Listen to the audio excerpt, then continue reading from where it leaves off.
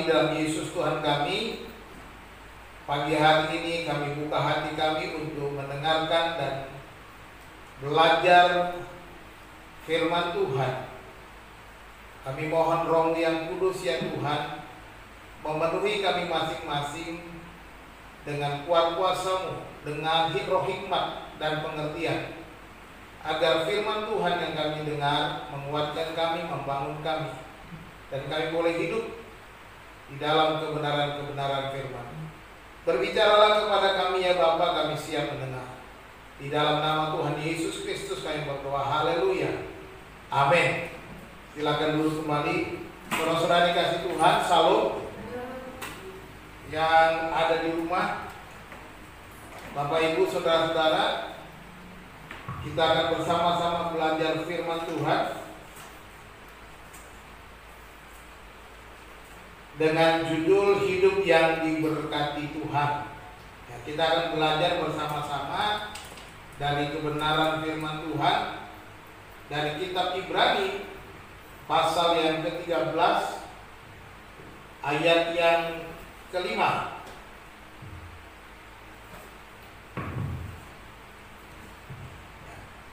Firman Tuhan berkata, Ibrani 13 ayat yang ke-5, janganlah kamu menjadi hamba uang dan cukupkanlah dirimu dengan apa yang ada padamu. Karena Allah telah berfirman, aku sekali-kali tidak akan membiarkan engkau dan sekali-kali tidak akan meninggalkan engkau. Demikian firman Tuhan. Berbahagia kita yang mendengar dan yang melakukan firman Tuhan. Saudara-saudara, ada banyak pelajaran dalam Alkitab tentang bagaimana hidup yang diberkati Tuhan. Ya, salah satunya dari Ibrani 13 ayat yang ke-5 ini. Tentunya ada banyak sekali ayat kalau kita membaca. Ya, ini belum dibayar kok belum. Oke. Ya. Nah, diberkati menurut cara pikir dunia ini adalah orang yang melimpah hartanya tentunya ya. Orang-orang yang kaya raya melimpah hartanya, lalu kita bilang, oh kamu diberkati Tuhan. Seringkali kalau kita ketemu teman-teman lama, kumpul-kumpul lalu kelihatan ada yang ngomong, wow sudah makmur, diberkati. Ya, kalau kurus adanya terlalu miskin. Ya. Nah, saudara-saudara, itu cara berpikir dunia. Ya, kita boleh saja menjadi kaya akan harta, tetapi jangan terikat oleh harta, itu menjadi penting.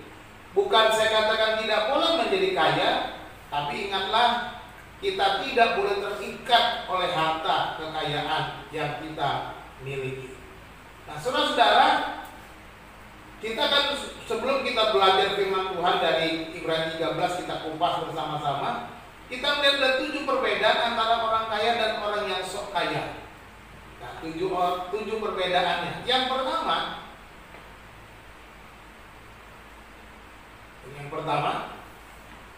yang kaya beneran malas buat pamer kekayaan di medsos. Kalau kaya beneran, dia nggak mau pamer katanya. Dia nggak butuh posting kekayaan biar dilihat banyak orang. Itu yang pertama ya.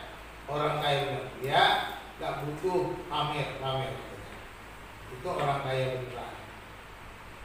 Yang kedua, yang kaya beneran membicarakan kekayaan itu adalah hal yang nggak penting.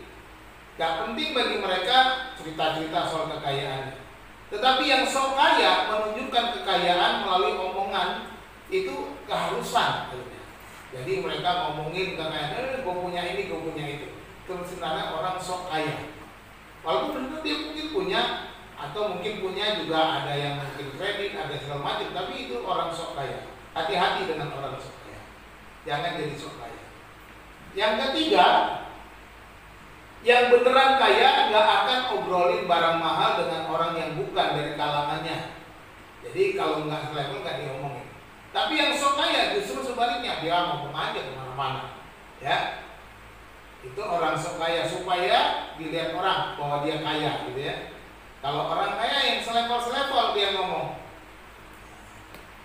Yang keempat, Yang kaya beneran nongkrong dimanapun itu oke. Orang kaya beneran nongkrong di mana saja ya is okay katanya, no problem.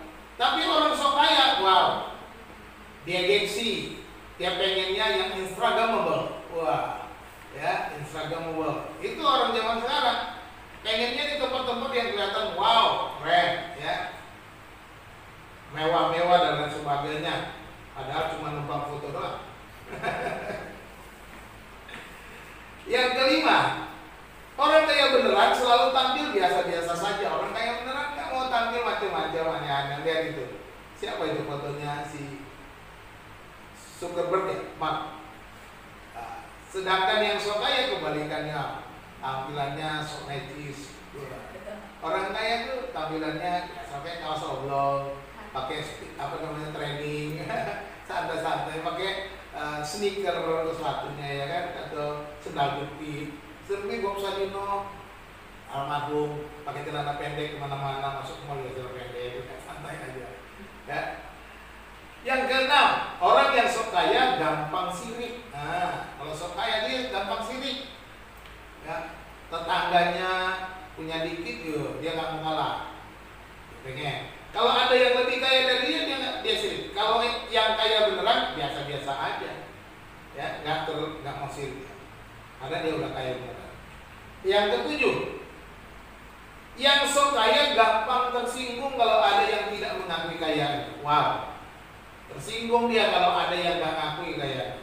Yang beneran kaya nggak butuh dengan pengakuan. Emang gua udah kaya, lu mau bilang gua kagak kaya, nah udah terserah lu kan gitu kalau orang kaya. Ini kira-kira ya, ini saya dapat dari medsos ya. Ada 7 perbedaan. Nah, kita akan belajar di dalam firman Tuhan dari Ibrani 13 ayat 5 ini ada 3 kunci hidup yang diberkati Tuhan. Nah, 3 kunci yang harus kita ingat. Bagaimana supaya hidup kita itu diberkati Tuhan. Bukan soal kekayaan, bukan soal harta, tapi merasa diberkati. Ya. Yang pertama kita lihat, tidak dikuasai oleh uang. Ini yang menjadi penting. Ya. Dikatakan di dalam firman Tuhan tadi, janganlah kamu menjadi hamba uang. Ya. Jangan kamu menjadi apa? Hamba uang. Menjadi hamba uang artinya diperbudak oleh uang. Artinya uang menjadi tuannya, kita menjadi hambanya. Kita melakukan apa saja demi harta. Kita bisa korupsi karena diperbudak oleh uang. Kita bisa melakukan kejahatan karena apa? Diperbudak oleh uang. Makanya jangan kamu menjadi hamba uang. Seolah-olah tidak ada uang hidupmu itu habis. No. Perhatikan baik-baik. Hidupmu bukan diatur atau dikendalikan oleh uang. Ketika engkau sudah diatur, dikendalikan oleh uang, engkau menjadikan dirimu sebagai budaknya uang, hambanya uang, hambanya harta.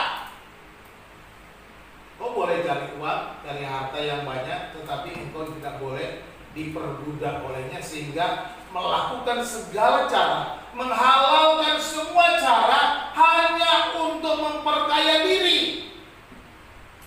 Jangan kita menerima suap. Itu orang-orang menjadi hamba uang menerima suap. Uang menjadi tuan atas hidupnya. Ini berbahaya. Uang yang menguasai segala kehidupannya, sendi-sendi kehidupannya, sendi-sendi rumah tangga, seolah-olah tidak ada uang, semuanya tidak akan aman. Siapa yang bilang? Hidup kita bergantung kepada Tuhan. Amin. Yeremia 17 berkata, diberkatilah orang yang mengandalkan Tuhan dan yang menaruh harapannya kepada Tuhan. Ia seperti pohon yang ditanam di tepi aliran air. Tidak jelas di sana dikatakan. Berbuah pada musimnya. Tidak mengalami panas terik, musim kering. Dia selalu berbuah. Orang-orang yang mengandalkan Tuhan, orang-orang yang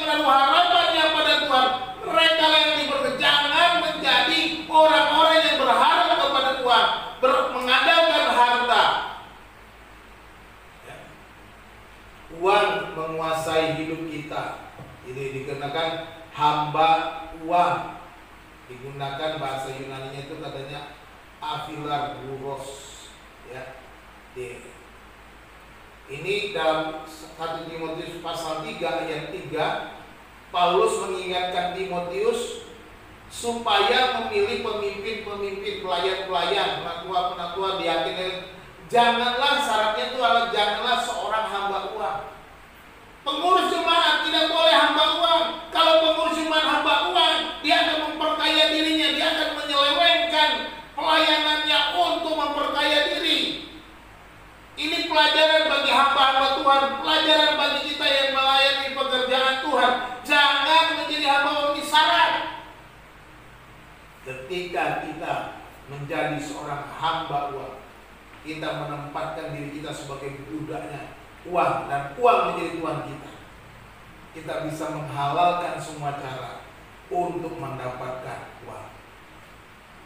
1 Timotius pasal 6 ayat yang ke-10 berkata, karena akar segala kejahatan ialah cinta uang. Sebab oleh memburu uanglah beberapa orang telah menyimpang dari iman dan menyiksa dirinya dengan berbagai-bagai duka. Perhatikan itu. Menjadi hamba uang menyebabkan dia cinta uang. Menjadi budaknya uang, akhirnya dia menjadi cinta kepada uang. Dan firman Tuhan menekankan akar segala kejahatan cinta uang. Hati-hati. Semua kejahatan yang muncul itu akarnya karena cinta uang. Orang yang cinta uang dia rela membunuh. Orang yang cinta uang dia mau melakukan kejahatan.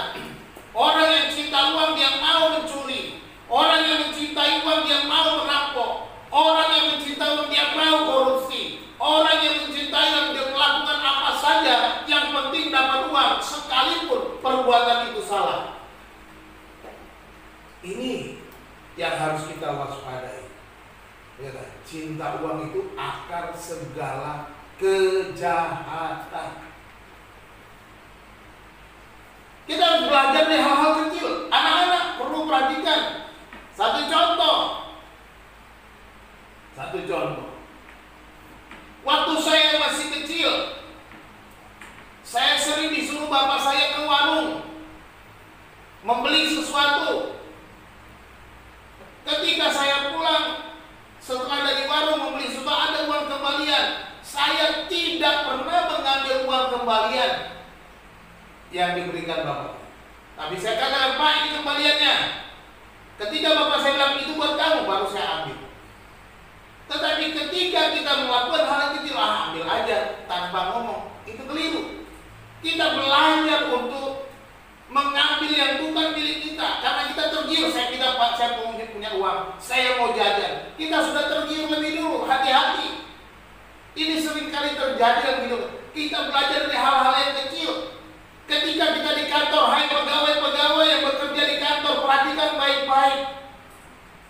Engkau bekerja di kantor, engkau pulang ke rumah, pas di tasmu kau memasukkan segala macam alat-alat di kantor, perlengkapan kantor, kau bawa pulang, kertas kau bawa 10 lembar, 20 lembar, itu korupsi. Alat-alat tulis kau bawa pulang dari kantor bawa ke rumah, kau gunakan pribadi untuk keperluan, kau kumpulin, itu korupsi. Tidak bisa. Gunakan semua itu untuk kebaikan. Jangan sampai kita melakukan hal-hal kecil. Memang sederhana, kita bawa tidak terasa, selembar, 2 lembar, 3 lembar, 4 lembar. Lama-lama di rumah kita numpuk 1 rim. Lama-lama kita kebiasaan ambil 1 rim bawa pulang, 2 rim bawa pulang, kita kumpulin, kita jual. Karena apa? Karena kita cinta uang. Hati-hati. Makanya dikatakan bahaya cinta uang itu adalah beberapa orang katanya telah menyimpang dari iman. Hati-hati. Beberapa orang, kata Paulus mengingatkan Timotius, telah menyimpang dari iman. Ada orang-orang akhirnya karena mencintai uang, melakukan kejahatan, yang menyimpang dari imannya dan bahkan menyiksa dirinya dengan berbagai-bagai duka. Jangan sampai oleh karena berbuat kejahatan kita tersiksa Ya, kita masuk penjara, kita digebukin orang. Itu sama dengan kita menyiksa diri dengan berbagai-bagai duka. Hati-hati. Jangan menjadi hamba uang. Jangan dikuasai oleh uang.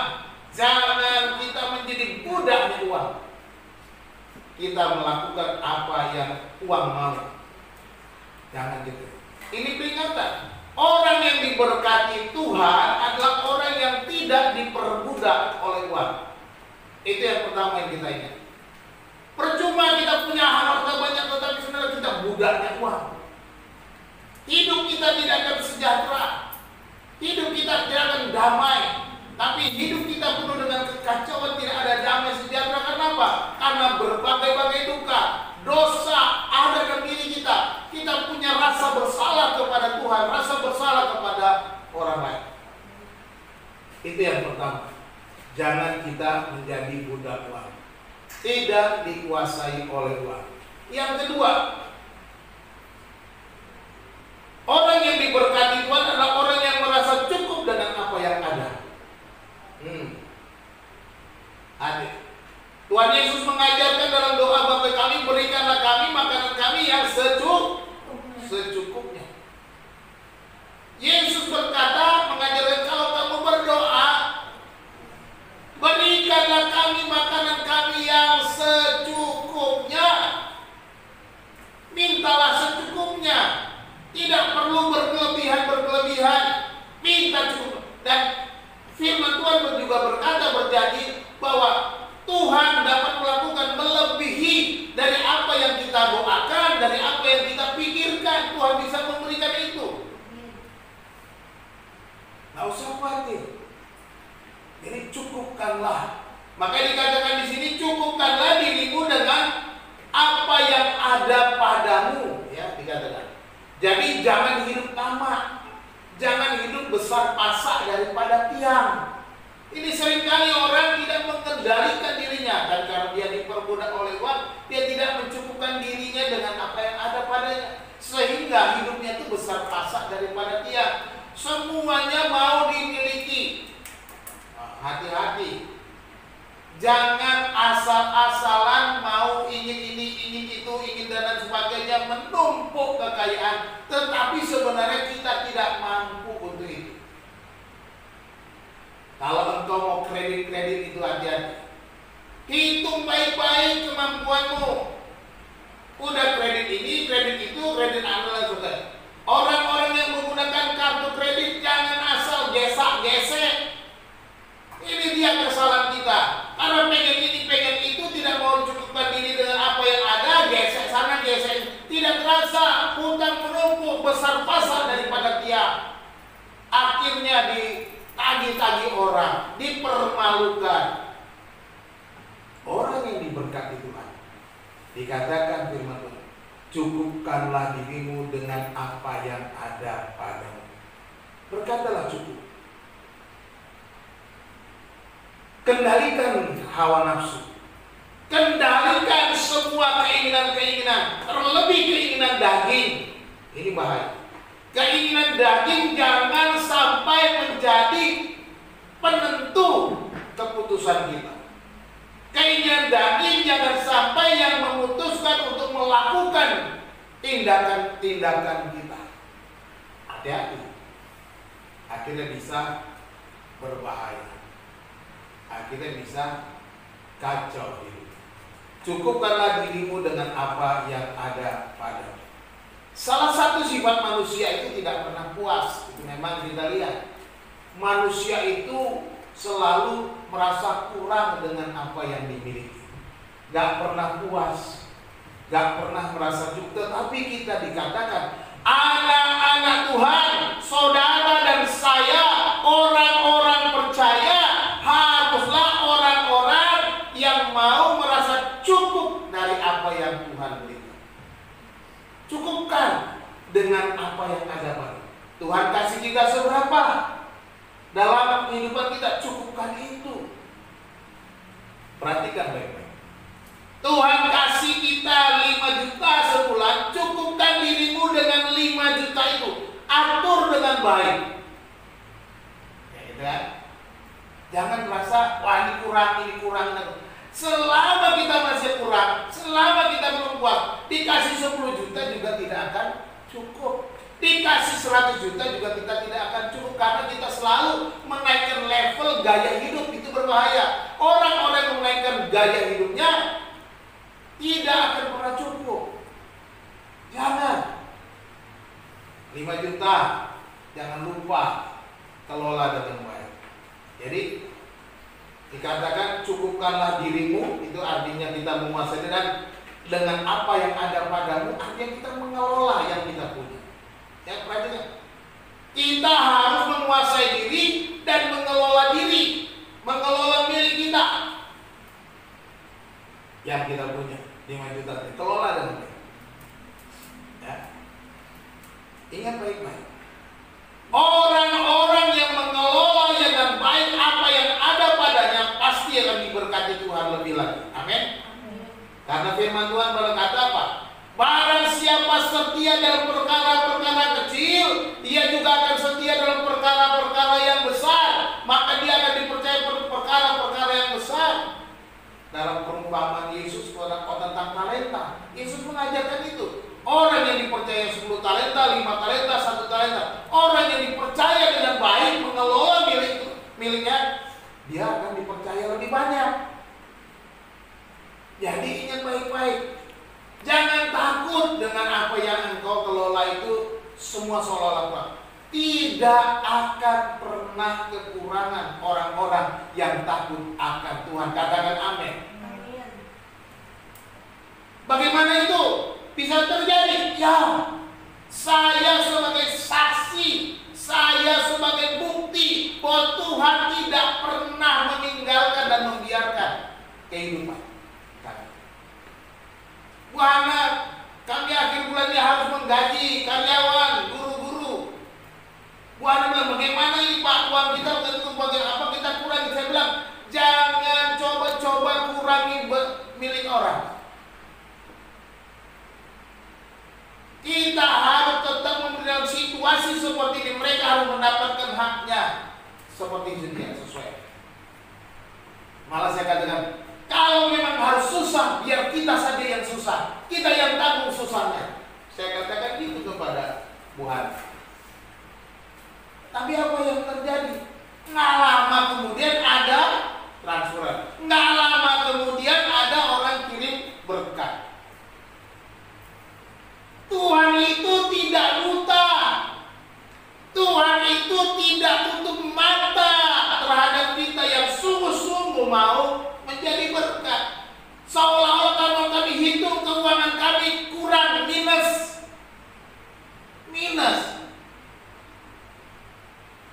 Sudah kami hitung, kalau kami bayarkan ini minus. Ada yang belum dibayar, tetapi puji Tuhan. Kami nggak apa. Ini terus terang aja. Ada yang belum dibayar, tapi saya bilang nanti pada waktu yang tepat Tuhan akan bayar. Sudah semuanya Tuhan sudah atur. Yang penting mengelola. Saya katakan lakukan yang terbaik, kelola dengan baik. Jangan sampai kita mengambil milik orang, mengambil jatah orang, nggak boleh. Dosa lah. Jangan kita bermain-main dengan uang. Saya nggak mau terikat dengan uang.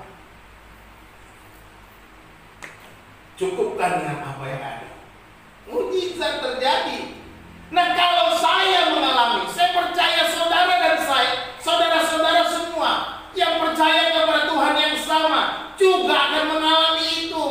Tetapi jangan ragu, imanmu harus tetap.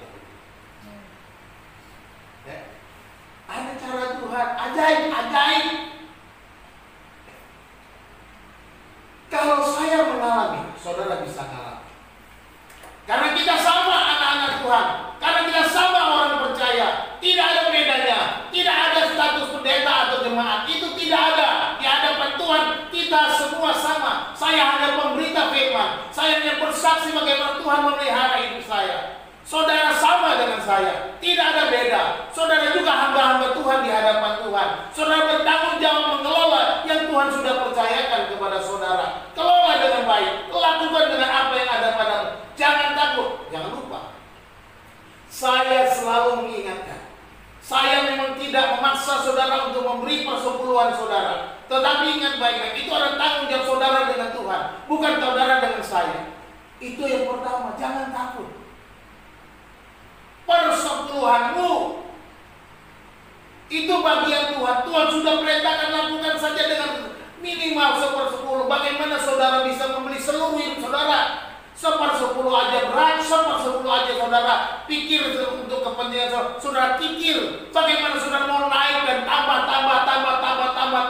Tetapi saudara tidak percaya pemeliharaan Tuhan.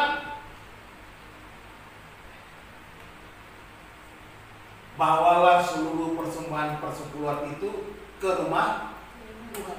Itu perintah, bawa ke rumah Tuhan. Jangan bawa ke rumah makan. Jangan bawa ke rumah nongkrong. Jangan bawa ke rumah-rumah tempat saudara ngerumpi. Habiskan di sana. Foya-foya. Supaya kelihatan gengsinya, supaya kelihatan dermawan. Nggak perlu. Yang pertama, bagian Tuhan saudara lakukan. Saudara akan mengalami naik, terus naik.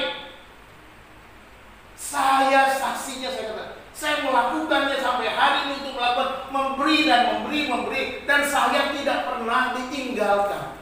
Saya tidak pernah kekurangan sedikit pun. Sekalipun saya harus keluar uang untuk ke rumah sakit dan Tuhan sudah cukupkan, Tuhan pelihara, Tuhan lakukan dengan cara ajaib. Cukupkan diri, kuasai diri dengan apa yang ada padamu. Kelola milik yang Tuhan sudah percayakan. Itu milik Tuhan. Apa yang ada padamu. Lalu apa lagi? Sesudah bagian Tuhan baru kau pikirkan bagian dirimu. Sudah bagian dirimu baru kau pikirkan bagian orang lain. Jadi saya katakan ada 3 bagian yang harus kita kelola. Milik Tuhan untuk Tuhan, milikmu untukmu, milik orang lain ada juga bagi orang lain. Jadi ada waktunya kita juga memberi kepada orang lain. Seperti saya katakan tadi, ini milik guru-guru, ya untuk guru-guru. Jangan milik guru-guru kita ambil, kita kurangi dengan alasan COVID. Nggak bisa. Saya bilang nggak bisa. COVID ini Tuhan izinkan untuk kita belajar beriman. Ini bagi saya, beriman dan percaya pemeliharaan Tuhan. Kalau kita harus mati dan dipanggil Tuhan, itu sudah memang waktunya kita mati. Jangan takut dengan COVID. Jangan takut dengan itu, tapi kita harus percaya kepada pemeliharaan Tuhan. Dan kita harus menjaga diri. Betul. Menjaga diri itu penting. Tapi justru orang-orang yang ketakutan, akhirnya apa? Stres, imunnya turun, malah mati. Untuk apa? Matinya karena ketakutan. Lebih baik kita mati dengan penuh damai sejahtera, mati dengan penuh sukacita, mati karena takut akan Tuhan. Itu penting. COVID ini diizinkan Tuhan supaya kita bertambah iman kita. Hidup mengandalkan Tuhan, hidup bersandar kepada, mengelola apa yang ada pada kita dengan sungguh-sungguh, dengan setia kepada Tuhan. Soal mati, itu urusan Tuhan. Tidak ada orang yang mati tanpa izin Tuhan. Orang Tuhan bilang, sehelai rambutmu saja jatuh, Tuhan tahu. Masa soal nyawamu nggak diurusnya? Ini nggak usah khawatir. Sakit penyakit, penderitaan tidak akan pernah membuat orang mati. Yang membuat orang mati adalah waktunya, sudah waktu mati. Tapi cara matinya bisa karena sakit, karena penderitaan, karena segala macam. Ya, bukan itu penyebab kematiannya sebenarnya. Waktunya memang waktu Tuhan. Sudah waktunya dia harus berhenti, waktunya untuk istirahat. Sudah waktunya Tuhan bilang pulang, ya pulang. Sebab ada orang yang mati suri kan, sudah mati, sudah didoakan, sampai di surga balik lagi katanya ada mati suri, hidup lagi. Tuhan bilang pulang, belum waktunya. Pulang ya. Belum nyampe di surga, cuma baru mati suri. Saya ada dengar kesaksian orang-orang yang mati suri.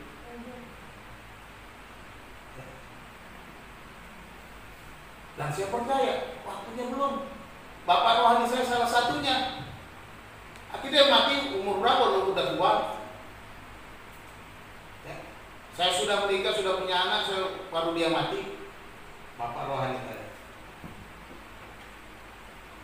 Jadi dia pernah waktu mudanya sebelum jadi hamba Tuhan dia mati suri, dan itu membuat dia lupa melayani Tuhan. Jadi kan baik-baik cukupkan dengan apa yang ada. Artinya kita harus menguasai diri kita. Kita juga harus mengelola milik kita yang Tuhan sudah percayakan. Jangan besar pasak daripada dia. Percayalah. Cari dahulu kerajaan Allah dan kebenarannya, maka semuanya akan ditambahkan kepadamu. Itu yang penting. Ya. Orang-orang yang mengelola dengan baik milik Tuhan, orang yang mencari kerajaan Allah dan kebenaran, dan mereka akan ditambahkan. Saya mengalaminya, saya menjadi saksinya. Saudara bisa lihat bagaimana saya mulai dari nol, bagaimana saya mulai dengan sederhana, dan Tuhan terus berkati. Itu karena apa? Karena kita mau mengelola milik Tuhan, mencukupkan diri. Saya nggak mau asal-asalan. Ya, saya penuh perhitungan ketika mengambil keputusan untuk memutuskan mau miliki ini, miliki itu, dan lain sebagainya, memiliki harta benda di dunia ini. Bahkan untuk memiliki rumah pun, saya pikirkan dengan baik. Apakah Tuhan akan cukupkan? Dan saya melihat cara Tuhan, dan Tuhan temuannya tepat, sesuai dengan perhitungan. Segala sesuatunya Tuhan atur pas. Saya bersyukur, segalanya bersyukur. Yang ketiga, orang yang diberkati Tuhan, orang yang hidupnya pegang janji Tuhan. Katakan amin. Pegang janji Tuhan. Engkau akan diberkati kalau kau pegang janjinya. Keep His promise. Jaga janji-janjinya. Ini penting bagi saudara. Dikatakan, aku sekali-kali tidak akan meninggalkan engkau, dan sekali-kali tidak akan membiarkan engkau. Ini janji Tuhan. Itu dalam Ibrani 13 ayat 5 tadi. Dia katakan, aku sekali-kali tidak akan meninggalkan, sekali-kali tidak akan membiarkan engkau. Ini janji Tuhan. Jadi kalau engkau tidak dikendalikan oleh uang, engkau mencukupkan dirimu dengan apa yang ada padamu, ya, maka kata Tuhan, pegang janjiku, pegang firmanku. Aku sekali-kali tidak akan meninggalkan engkau, dan sekali-kali tidak akan membiarkan engkau. Ini janji Tuhan. Cukupkan dulu. Ya, dengan baik. Ini janjinya. Jadi jangan hanya menuntut pemeliharaan Tuhan, pertolongan Tuhan, penjagaan Tuhan, pertolongan dan kebaikan-kebaikan Tuhan, tapi kita tidak kendalikan diri. Kita tidak menjadi hamba Tuhan, tapi hamba uang. Kita justru tidak mencukupkan diri kita dengan apa yang ada pada kita, tidak bisa mengelola yang kita punya. Kita maunya berkatnya, tapi nggak mau tanggung jawabnya. Pegang janji Tuhan. Ini 3 poin yang penting dalam ayat. Nah, ini adalah janji kutipan dari Yosua pasal 1 ayat yang kelima. Ya, juga diulang sekali lagi Tuhan mengulanginya dalam kitab Ulangan. Itu dalam kitab Ulangan pasal 31 ayat 6. Itu Musa, waktu Yosua itu dipilih untuk menggantikan Musa. Lalu dalam kitab Yosua ketika Musa sudah mati, Yosua mendapat firman Tuhan, dan Tuhan berjanji. Janji Tuhan kepada Yosua akan menyertainya dalam perjalanan memimpin umat Israel. Ini janji Tuhan kepada Yosua. Dan penulis kitab Ibrani mengulanginya kepada kita, kepada saudara-saudara dan saya, bahwa Tuhan tidak pernah meninggalkan, bahwa Tuhan tidak pernah membiarkan kita. Tuhan akan memelihara perjalanan hidup kita, sebagaimana Tuhan menyertai Yosua memimpin umat Israel keluar atau memasuki tanah perjanjian dari seberang Sungai Yordan. Demikianlah kita akan menyeberang, merebut kemenangan, menerima berkat, memasuki tanah yang penuh dengan berlimpah susu dan madu itu, yaitu kemenangan demi kemenangan, hidup yang diberkati. Aku akan menyertai.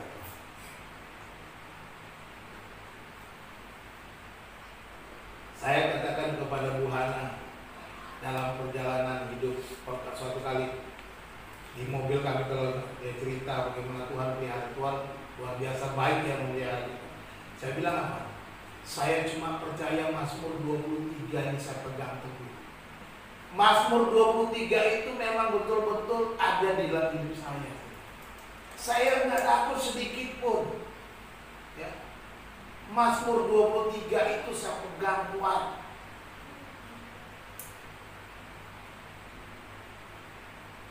Sekalipun aku berjalan dalam lembah yang kelam, ku takkan takut bahaya, sebab Engkau besertaku.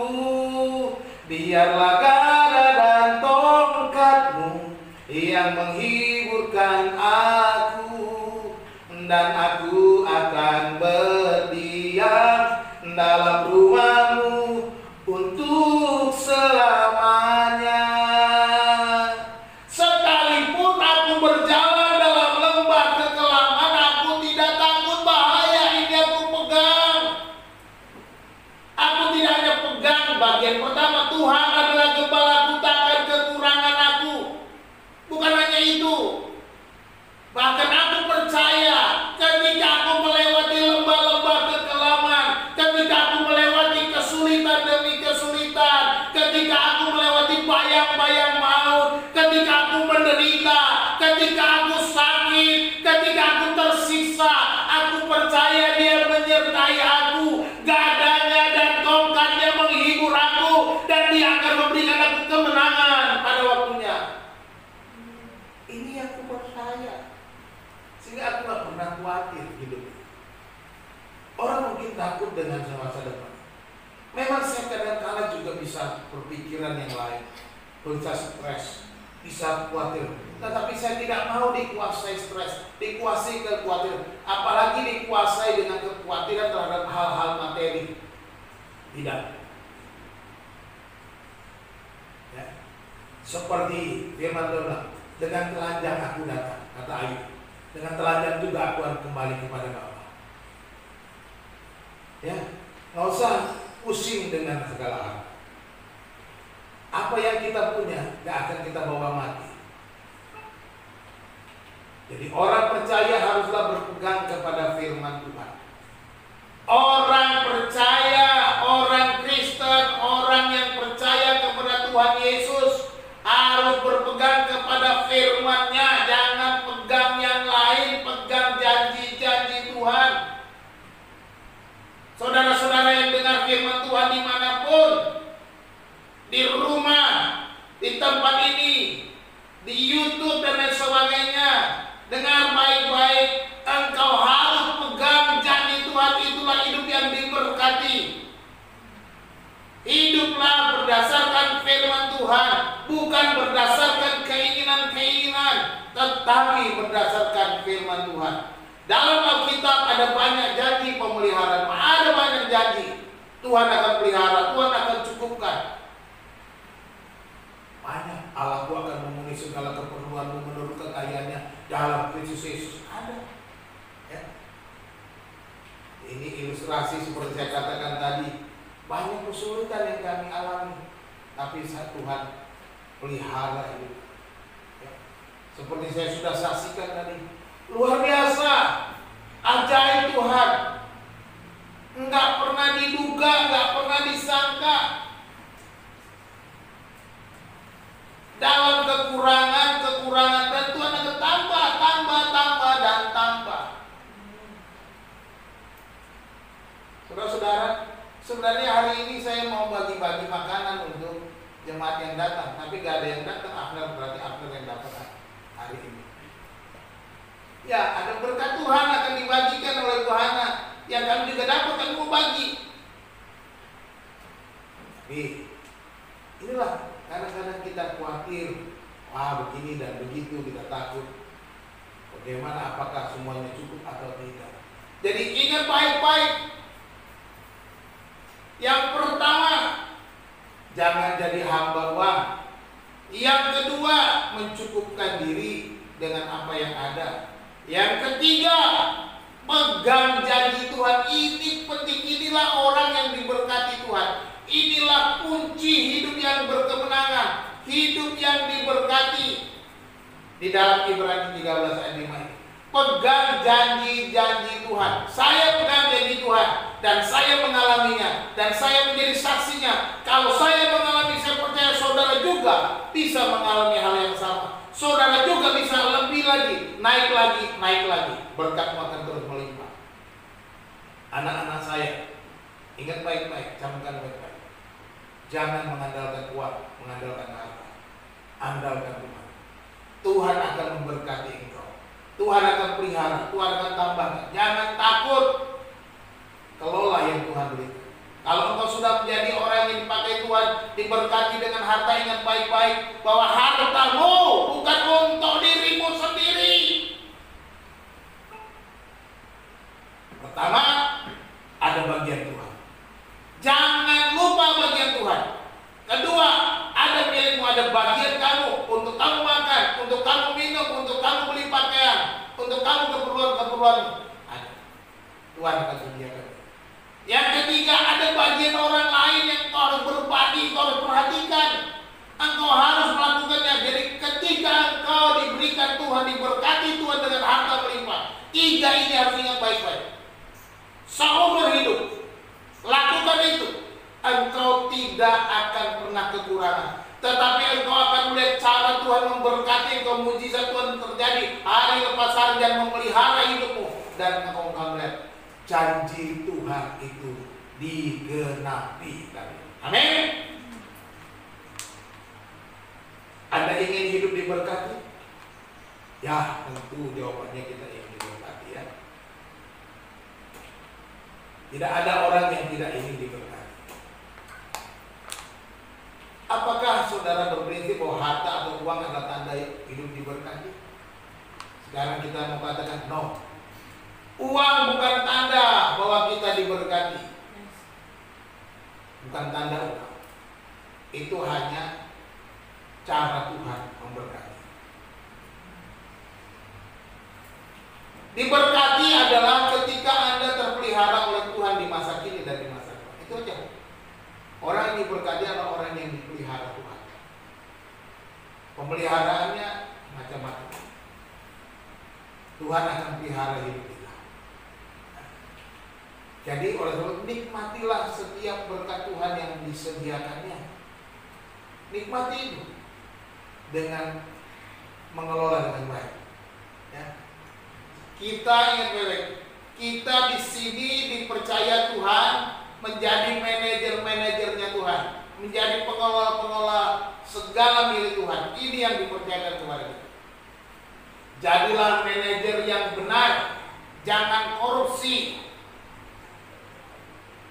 Jadilah manajer yang baik, sehingga Tuhan akan mempercayakan lebih lagi. Tambahkan lagi, tambahkan lagi, tambahkan lagi. Jadi Ibrani 13 ayat 5 berkata bahwa diberkati itu adalah hidup sederhana dan merasa cukup. Itulah yang diberkati. Hidup sederhana dan merasa cukup. Sederhana seperti apa? Yang cukup. Tidak merasa kurang. Tidak mau menahan bagian orang lain, tapi selalu berbagi. Dia sederhana. Jadi tujuan hidupnya bukan menunjukkan kekayaan, tapi kesederhanaan. Ini orang-orang yang diberkati. Saudara dikasih Tuhan, kiranya Tuhan Yesus memberkati kita. Jadilah orang yang bukan hamba uang, Jadilah hidup dengan cukup dan peganglah janji-janji Tuhan. Mari kita berdoa.